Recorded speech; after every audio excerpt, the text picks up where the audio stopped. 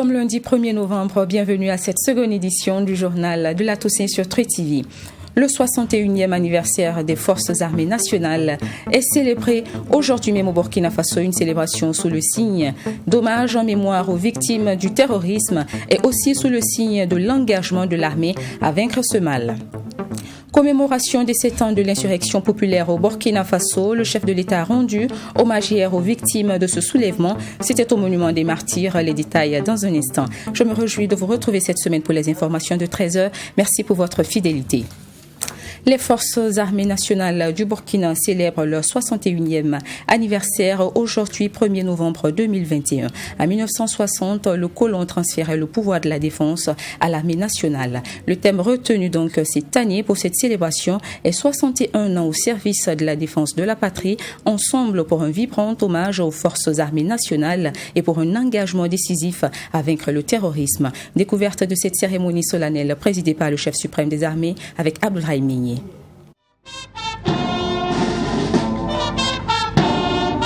Cérémonie sobre mais riche en couleurs, ce 1er novembre, date anniversaire de la création des Forces armées nationales. Après 61 ans d'engagement et de combat pour la défense de la patrie, de nouveaux défis se présentent à l'armée burkinabé. Depuis 2015, plus de 400 hommes sont tombés sur le champ de bataille à cause du terrorisme. Ce 1er novembre est une occasion pour rendre hommage à ces victimes et aussi inviter à un sursaut patriotique. Je demande aux officiers, sous-officiers, militaires du rang, aviateurs, gendarmes, sapeurs-pompiers de se mobiliser pour ce sursaut national. Je demande au commandement militaire de placer davantage au centre de ses préoccupations le souci des hommes et de leurs familles.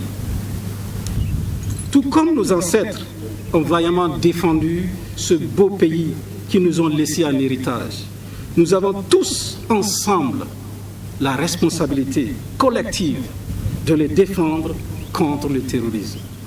Le ministre de la Défense a exprimé son engagement ainsi que la volonté de ses hommes sur le terrain à continuer le combat afin de reprendre le contrôle de tout le territoire national. Et pour le président du Faso, c'est un combat de longue haleine et la politique de sécurité nationale permettra d'atteindre les objectifs escomptés. Comme je l'ai toujours dit, la lutte contre le terrorisme n'est pas une lutte de courte durée. C'est une lutte qui sera longue, difficile, mais il faut nous armer de courage, d'engagement, de solidarité et d'intérêt pour notre pays. Sur personne qui vient de secourir sauf nous-mêmes. Et ça, c'est important que l'on comprenne. Lorsqu'on parle de la nécessité de se mobiliser, de regarder dans la même direction, de combattre le terrorisme de la même manière et de nous engager dans ce combat, c'est pour dire que ça doit être un travail collectif. Ce n'est pas un travail de continuer sur les réseaux à démotiver, à déstabiliser et à démotiver les forces de défense et de sécurité. Ce n'est pas patriotique. Voilà. Donc je pense que c'est important que tout le monde le comprenne. Personne ne s'en sortira seul, nous en sortirons ensemble ou pas du tout. 175 militaires ont reçu la croix du combattant, signe d'honneur pour leur engagement patriotique et leurs actions jugées courageuses dans la lutte pour la souveraineté nationale. Ils ont reçu les félicitations du chef suprême des armées qui dit mesurer à sa juste valeur le sacrifice consenti par ces hommes sur le terrain. Commémoration hier des 7 ans de l'insurrection populaire des 30 et 31 octobre 2014 au Burkina. Le président du Faso a déposé ce dimanche une gerbe de fleurs en mémoire des martyrs de l'insurrection populaire de 2014 et du coup d'État de 2015 au monument des héros nationaux. C'était en présence donc des familles des victimes et des membres du gouvernement. Une minute de silence a été marquée à 10h, l'heure à laquelle la première victime des manifestations d'octobre serait tombée. Le point avec Sanata Serré.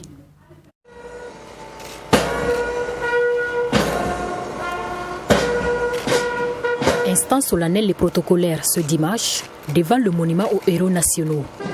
7 ans après l'insurrection populaire des 30 et 31 octobre 2014 et du putsch manqué du 16 septembre 2015, le chef de l'État rend hommage aux martyrs tombés lors de ces événements tragiques à travers ce dépôt de gerbes de fleurs au pied du monument bâti en leur nom.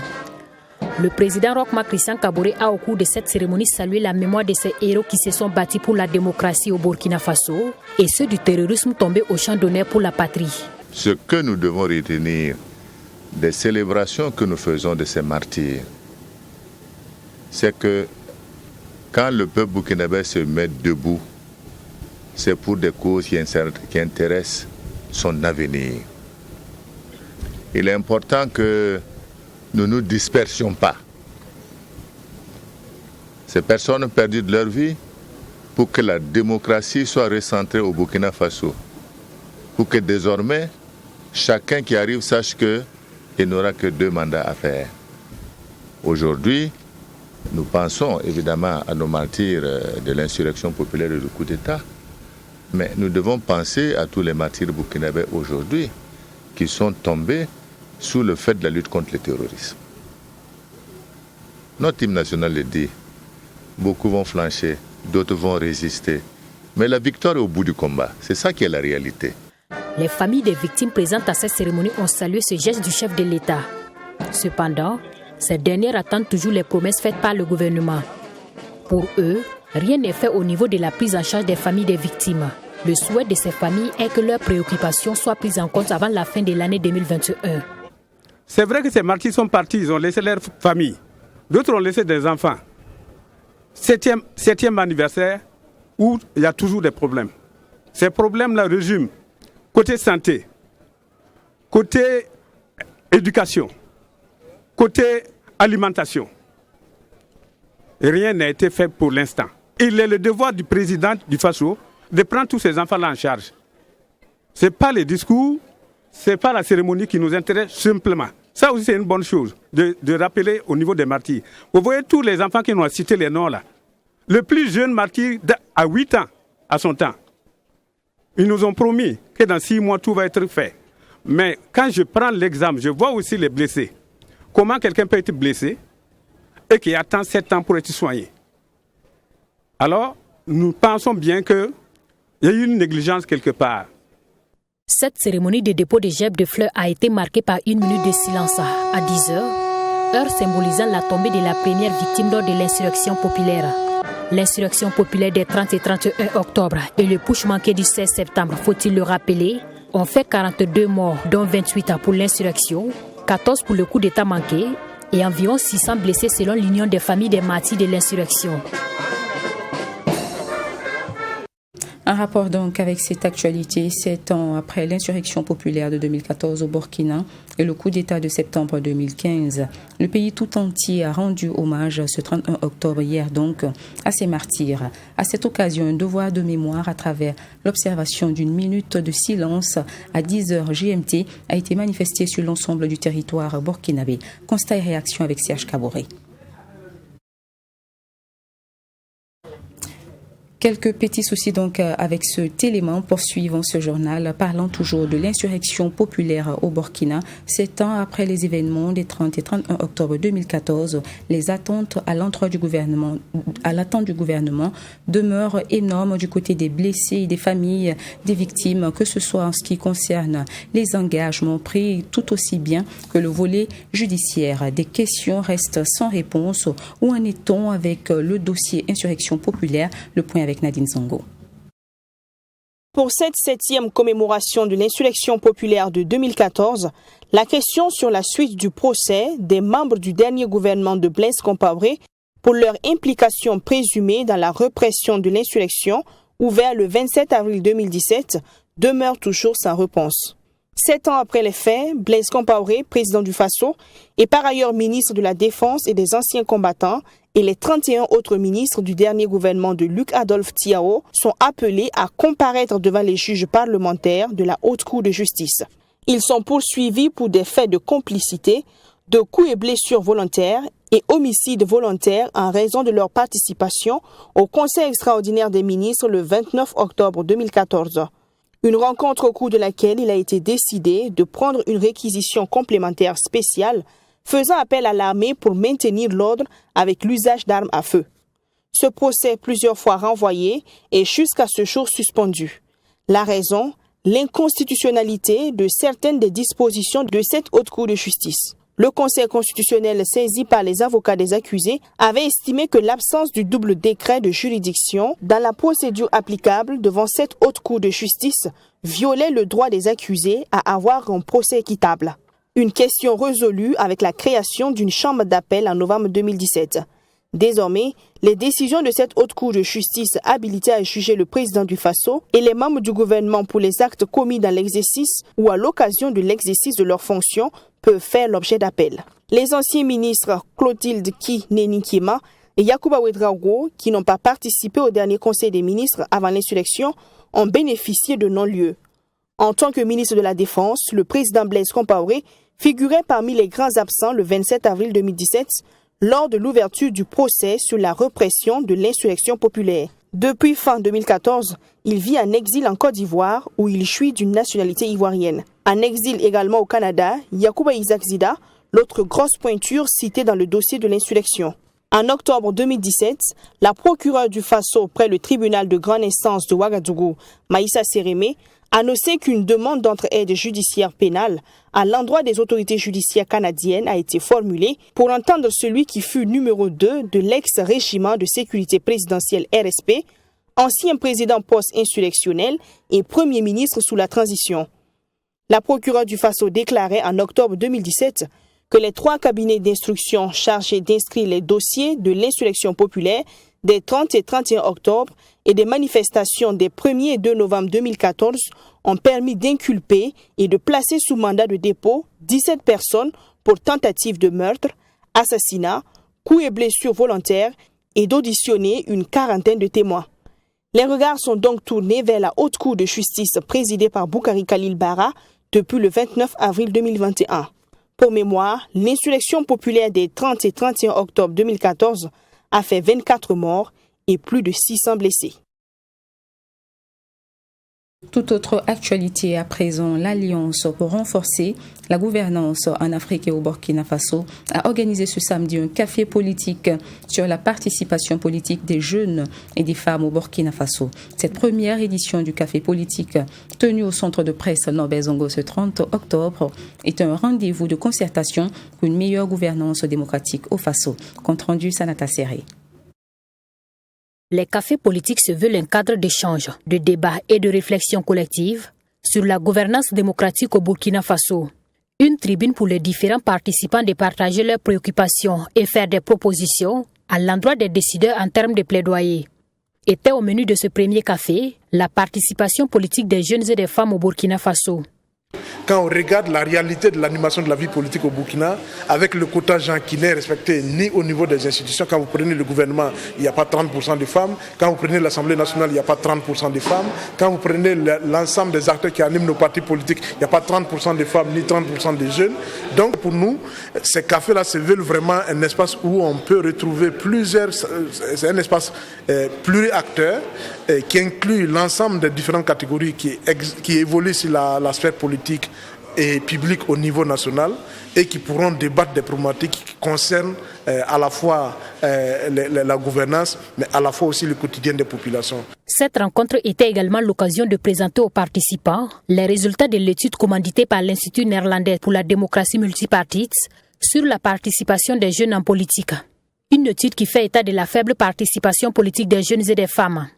Ce phénomène-là, nous l'avons analysé, nous avons compris qu'il y a un certain nombre d'obstacles, liés à cette faible participation des jeunes au niveau politique. Et de ces obstacles, on peut citer par exemple ce que les gens ont épinglé comme difficulté. Il s'agit par exemple de l'attitude de certains leaders politiques. Les leaders politiques qui ne sont pas des exemples, les leaders politiques qui, à partir de leur comportement, ne font pas forcément une source de motivation pour les jeunes de s'engager en politique. Et à côté de cela, nous avons vu aussi qu'il y a des pesanteurs socio-culturelles, notamment en ce qui concerne la jeune fille, qui limite sa participation politique. Les cafés politiques ont été initiés par l'Alliance pour renforcer la gouvernance en Afrique et au Burkina Faso, ARGA-BF, avec l'appui de son partenaire financier, l'Institut néerlandais pour la démocratie multipartite. Le prochain café est prévu en novembre prochain et va aborder d'autres problématiques en rapport avec l'actualité politique au Burkina Faso. Secteur minier au Burkina suite au retrait du permis d'exploitation de la mine de Belaourou dans le Soum, qui s'explique par l'incapacité de cette société minière à honorer ses engagements vis-à-vis des créanciers et travailleurs. Ces derniers ont réagi à travers une conférence de presse tenu ce samedi à Ouagadougou. Le collectif des ex-employés de la mine remercie d'ailleurs le gouvernement de ses décisions et a pour l'occasion fait des suggestions pour relancer les activités de la mine d'Inata. Ami Valian et Fatima Tanikema. À cette rencontre avec les hommes de médias, le collectif des ex-employés de la Société des mines de Belaourou a salué et remercié les autorités pour le retrait du permis d'exploitation de la mine d'Inata. Selon ce collectif, c'est après 4 années de lutte sous diverses formes que le gouvernement a décidé de voler au secours des ex-employés de cette société minière. L'objectif, c'est de remercier dans un premier temps les autorités gouvernementales pour cette décision salutaire qu'ils ont prise en faveur des travailleurs. Le fait de retirer le permis par le Conseil des ministres du 13 octobre dernier. Ça donne un espoir nouveau aux travailleurs parce que depuis, malgré les multiples démarches que nous avons eues à faire, conférences de presse, rien n'a été aussi un événement pour nous de voir que le permis a été retiré. Tout en reconnaissant les efforts des autorités dans le dénouement de cette affaire, les conférenciers du jour ont souligné que le retrait du permis d'exploitation est un pas important qui vient d'être franchi. Cependant, il ne constitue qu'une première étape d'une longue lutte. Nous, employés, nous avons une décision de justice en date du 1er décembre 2020 qui condamne la STMB à payer nos droits qui s'élève à plus de 7 milliards de francs CFA. Il serait redondant de rappeler ici que la fermeture de la mine est dommageable pour tous les ex-employés, que les souffrances multiples et malheureusement des pertes en vie humaine de plusieurs collègues dont nous saluons ici la mémoire. Les ex-employés ont au cours de cette rencontre demandé également au gouvernement de mettre tout en œuvre pour retrouver un repreneur sérieux et capable de reprendre les activités de la mine. Toute chose qui contribuera à réduire un tant soit peu le taux de chômage. Désormais, pour nous, nous changeons d'interlocuteur. Avec cet ancien propriétaire, cet ancien partenaire qui était défaillant. Aujourd'hui, nous avons plein espoir que le gouvernement fera en sorte que quelqu'un de meilleur, quelqu'un de plus financièrement solide reprenne les activités afin que nous puissions avoir nos droits. C'est ça qui nous anime dans cette conférence de presse. En rappel, cette conférence de presse du collectif des ex-employés de la Société des mines de Belaourou fait suite à un décret du gouvernement lors du Conseil des ministres du 13 octobre dernier portant retrait du permis d'exploitation de la mine d'Inata. Une décision qui, selon l'exécutif, vise l'application des dispositions de l'article 112 de la loi portant Code minier au Burkina Faso. Enfin, situation de rue au Burkina, l'état des lieux de la convention de partenariat entre le ministère en charge de l'action sociale et l'association des maîtres coraniques du Burkina Faso a fait l'objet d'une conférence au public vendredi dernier à Ouagadougou. 3 ans après la signature de cette convention, la MCBF exprime une insatisfaction. Pour en savoir davantage, suivez ce reportage de Serge Kaboré. Continue de brûler entre l'association des maîtres coraniques du Burkina Faso AMCBF et le ministère en charge de l'action sociale. Au cœur de ce différend, l'accord de partenariat entrant dans le cadre du retrait des enfants en situation de rue des différents lieux publics. Après avoir été reçus par le président du Faso sur la question, promesse leur avait été faite pour une suspension du processus, mais l'association dit se heurter au refus catégorique de la ministre en charge de l'action sociale. Au jour d'aujourd'hui, nous attendons toujours la parole donnée du président. Et comme il l'a si bien dit, nous avons essayé à envoyer des médiateurs, en tout cas de voir Madame la ministre à plusieurs reprises, mais elle a refusé catégoriquement, parce que moi-même j'ai échangé avec elle, mais elle ne veut pas aucune médiation encore. Alors donc vous voyez où ça pose problème. Et donc tout le monde, on a essayé de lui dire de faire pardon s'il y a une clémence et tout, mais elle a refusé d'avoir en tout cas une table ronde avec les maîtres coraniques. Tout en dénonçant les enlèvements des enfants talibés de force, l'association dit souhaiter la reconnaissance de ses acteurs. À tout moment, la dame, c'est-à-dire la ministre, elle dit toujours qu'eux, ils n'ont jamais amené des enfants de force, alors que nous avons des preuves tangible pour les montrer. Mais nous ne voulons pas seulement sa démission, ou bien de la destituer, ou bien apporter ce qui n'amène pas la paix. C'est pas ça notre objectif. Notre objectif, c'est de reconnaître d'abord. Et sur cette question de reconnaissance, l'association dit fustiger en plus un acharnement du département de Laurence Marshall Ilboudo sur les maîtres coraniques. Voilà un État qui a un ministère qui reconnaît des maîtres coraniques, qui discute avec eux, qui leur donne des vivres, puisqu'ils sont des maîtres coraniques, pour qu'eux puissent voir comment ils peuvent s'occuper des enfants. Ça, c'est un.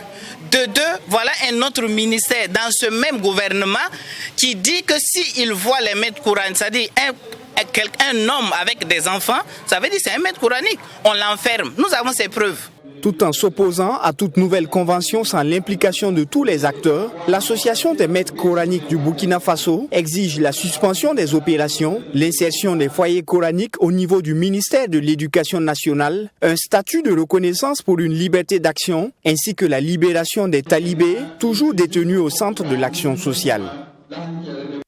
Le nouveau directeur du département Afrique de l'Agence française de développement, Christian Yoka, a visité samedi dernier des infrastructures réalisées grâce au soutien de l'AFD. Il s'agit notamment de la gare Ouaga Inter et la gare Ouaga Ouest de Ouagadougou. Un constat d'infrastructure effectué en présence du maire de la ville de Ouagadougou, Armentières Bewende.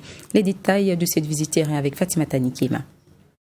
Installé dans ses fonctions de directeur du département Afrique de l'Agence française de développement AFD en septembre dernier, Christian Yoka a choisi la ville de Ouagadougou comme point de chute. Pour sa première visite terrain, il a pu constater la réalisation d'infrastructures telles que la gare routière Ouaga Inter, la gare Ouaga Ouest et une voirie prioritaire de la ville de Ouagadougou. L'AFD a été ravi d'accompagner les projets du maire de Ouagadougou d'équiper la ville de ces équipements de gare routière, donc Ouaga Inter et Ouaga Ouest. J'ai visité les infrastructures qui sont de grande qualité et qui constituent de vrais projets d'aménagement urbain qui modernisent la ville et qui permet à la municipalité et aux populations de profiter d'infrastructures de grande qualité. Le maire de la ville de Ouagadougou, satisfait de cette visite, pense qu'il est important que le partenaire financier constate de lui-même le résultat de son investissement. Nous sommes vraiment satisfaits de cette collaboration avec l'Agence française de développement parce que c'est un partenaire historique de la ville de Ouagadougou et avec qui nous avons des relations de confiance et une relation de co-construction. Nos projets sont faits avec eux, avec les populations et nous pensons que pour l'avenir, nous avons d'autres projets urbains que nous allons leur soumettre qui sont déjà à maturité. Selon le directeur du département Afrique de l'AFD, visiter ces infrastructures encourage davantage l'AFD à soutenir les initiatives de développement de la mairie centrale de Ouagadougou. Armentières Bewende, pour sa part, promet que les 2 gares visitées seront fonctionnelles d'ici janvier 2022. Le ministère burkinabé en charge de la culture et des arts a organisé mardi dernier un atelier de renforcement de capacité au profit des membres du comité local de gestion du site de métallurgie ancienne de fer de la commune de Bekui dans la province de Tuy. Ce site de métallurgie a été inscrit sur la liste du patrimoine mondial de l'UNESCO en 2019. Détail avec Joseph Koudgo, notre correspondant sur place. Renforcer les capacités des membres du comité local de gestion du site de la métallurgie ancienne de fer de Bekui, c'est l'objectif de cet atelier. Une initiative à mettre à l'actif du ministère de la Culture, des Arts et du Tourisme dans le cadre du projet d'appui à la gestion des sites classés de la métallurgie ancienne de fer du Burkina. Et disons que les modules d'aujourd'hui portent sur 2 aspects. Et c'est comprendre même l'esprit de la convention de 1972, puisque c'est cette convention qui a consacré le site de la métallurgie ancienne du fer de Bekui, site du patrimoine mondial de l'UNESCO. Donc nous allons travailler sur cela. Et après également, comme ce sont les membres du comité local, il faut que ces membres puissent connaître déjà quelles étaient les étapes de la métallurgie ancienne du fer, comment est-ce qu'on arrivait à transformer les minéraux en fer. Nous allons donc travailler à cela. Et pour terminer, Et pour que les biens soient un tremplin de développement endogène au niveau local, nous allons travailler donc sur une stratégie, c'est-à-dire la semaine du forgeron, pour voir comment est-ce qu'avec l'ensemble des parties prenantes, nous pourrons donc mener des activités qui vont offrir plus de visibilité aux biens, mais également à la tradition de la métallurgie et partant aux éléments touristiques de la région. Pour les bénéficiaires, la tenue de cet atelier est à saluer puisqu'ils participent selon eux à la valorisation de ce site culturel. Cette formation va venir nous aider à mieux gérer et protéger le site. Déjà on le fait et nous menons des activités. Chaque année nous organisons des sessions du comité et à cette occasion nous examinons les activités que nous devons dérouler et faire le bilan. Il faut dire que sur le site nous organisons en tout cas des journées de nettoyage. Voilà. Et ensuite,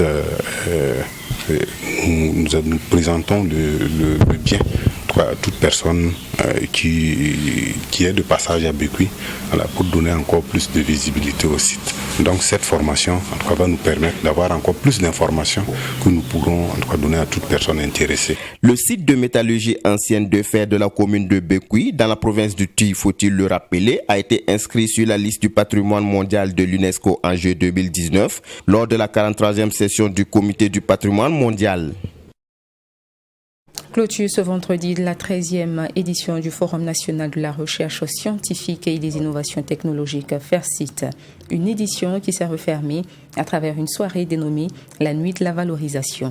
Elle a connu la distinction d'une vingtaine d'acteurs, générateurs de résultats de recherche scientifique, technologique et de l'innovation. Michael Toukré vous en dit plus.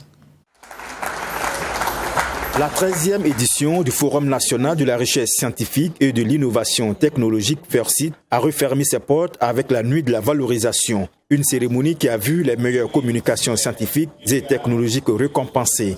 Des prix allant de 250 000 à 5 millions de francs CFA ont été décernés aux lauréats pour la qualité de leur communication scientifique et technologique. Des prix pour surtout les innovateurs. Parce que n'oubliez pas que le FERCIT, c'est vraiment ça, la valorisation des innovations. Et puis aussi voir qu'est-ce que les uns et les autres, que ce soit les chercheurs ou même les technologues, qu'est-ce qu'ils font comme invention et qui vont surtout dans le sens du développement économique, social, développement du pays tout court. Et vous avez vu cette nuit que dans cette catégorie-là, commission, innovation, invention, on a eu quand même des prix très intéressants. Présent à cette nuit de la valorisation, le ministre en charge de la recherche scientifique et de l'innovation, Alkassou Maïga, a félicité les lauréats de la 13e édition du FERCIT. Il a aussi traduit sa reconnaissance au comité d'organisation pour la qualité de l'organisation de cette semaine de rencontres entre scientifiques et innovateurs. Le développement du pays au plus haut niveau, on a pris l'engagement de faire en sorte qu'effectivement l'innovation et la recherche scientifique soit le moteur de notre développement. À partir de ce moment-là, on a longtemps dit que c'est un secteur négligé. C'est une affirmation du fait que ce secteur est valorisé. Et donc je donne rendez-vous à tous les chercheurs, à tous les inventeurs, à tous les innovateurs, pour que chacun libère son génie créateur, parce que dans tous les secteurs, ce pays a besoin de ses fils et de ses filles qui ont décidé de faire de la réflexion leur activité principale. Cette édition 2021 du FERCIT s'est tenue du 26 au 31 octobre sous le thème « La recherche scientifique et l'innovation au service de l'entrepreneuriat et de l'employabilité des jeunes et des femmes dans la sous-région ouest africaine ». Une 13e édition du FERCIT qui marque aussi ses 25 ans d'existence. C'était donc le journal de la rédaction. Bonne célébration de la Toussaint à tous.